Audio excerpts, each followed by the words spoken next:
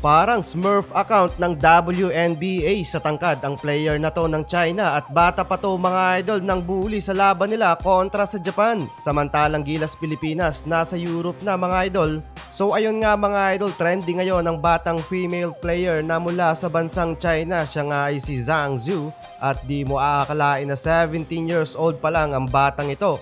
7 foot 3 inches at kasing tangkad na mga idol ni Kai Sotto. At mala version girl na Yao Ming mga idol ang comparison dito na mga sports analyst kung gamitin niya ang kanyang height advantage para ma-dominate ang international tournament.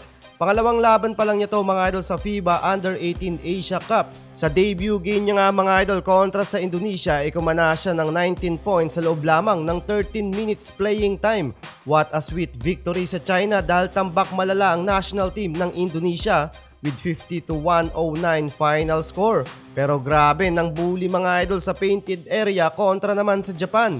Dito nga ikumana siya ng double-double sa stat sheets with 44 points and 14 rebounds, shooting 20 of 22 from the field.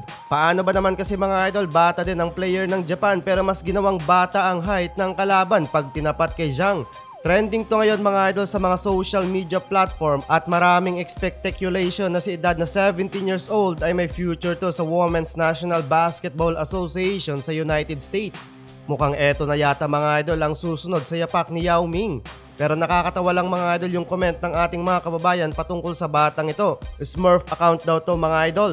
O di kaya dinaya daw ng China ang birth certificate ng batang ito.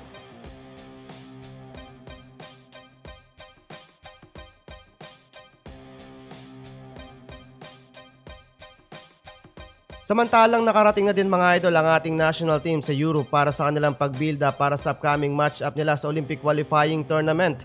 Dalawang bansa ang kanilang makakasama sa training at magkakaroon ng friendly match kontra to mga idol sa bansang Turkey at Poland para makalasap din sila ng playing style ng Europe bago sumagupa sa bansang Latvia at Georgia. Masayang ibinahagi mga idol ni Junmar Fajardo sa kanyang recently vlog ang kanilang pag-alis sa Pilipinas at pagdating sa Europe. Sa nakalap nating source mga idol, na-amaze daw ang ibang basketball insider sa commitment sa Gilas Pilipinas ng former Gilas head coach na si Chot Reyes sa naging desisyon niya na lumipad papuntang Turkey para sa FIBA Olympics qualifying tournament. Pero sa palagay naman ni Snow Badwa para saan daw? Dapat daw nabigyan niya ng pagkakataon ng kanyang anak na si Josh na makapagdesisyon sa kanyang career. Negative daw lalo imahe ng bata pag nadidikit sa kanya. Payo ni Snow Badwa stay away from Gilas Pilipinas muna. Sa tingin mo idol, makakaapekto ba si Chot Reyes sa kanyang pagsuporta sa Gilas Pilipinas? I-comment mo na yan sa ating comment section. Bye!